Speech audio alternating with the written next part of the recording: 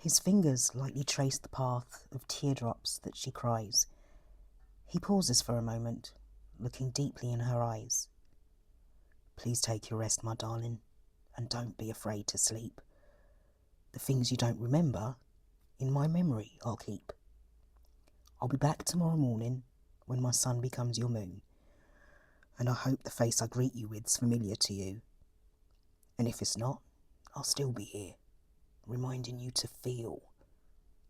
Although you won't remember me, my hope is that you will. Reluctantly he leaves her side to get the last bus home. It kills him that she's in that place without him and alone. His heart is ripped to shreds each time she wails, "Don't leave me here," her voice just like a wounded child who needs a parent near. And that's in part what he's become as her mind has declined. He's watched his wife diminish to a child of other times long before they ever met, in which he had no place. And so he plays at being dad, so she'll recall his face. The bus arrives, he takes his seat, appearing so composed. The tears he's held are welling up as anguish in his throat. He wants to scream, "It's so unfair, you took my wife away. We've only ever lived in love. God, why take her this way?" And then the tears he's tried to hide start flowing like a stream. And like his wife, he starts to wail, not caring how he's seen. He's been a ghost for so long now, he's numbed to all but her, his wife, who only knows him when she's Daddy's little girl. He feels a tap upon his arm, but feels he can't look up. He slowly feels the tears subside and feels a rush of love.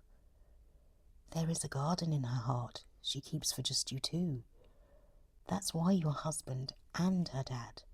Her heart beats just for you.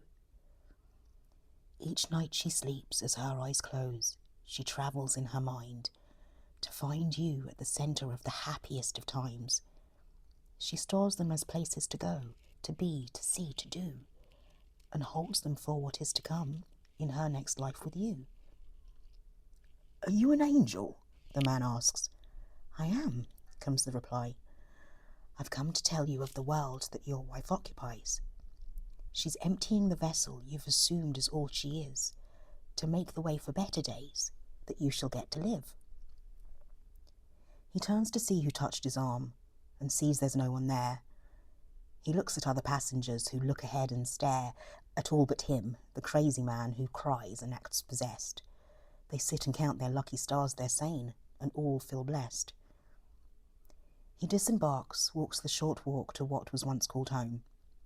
It wasn't till she'd gone he'd realised she'd made it so. As he walks in, the ringing of the phone chimes through the hall.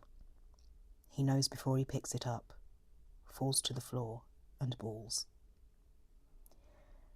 She did not wake from sleep, and he did not get to the phone. She'd built the world she'd promised him, and came to take him home. He'd been her rock, she'd been his light. They'd held hands throughout life, and that's the love that carried them as they both passed that night.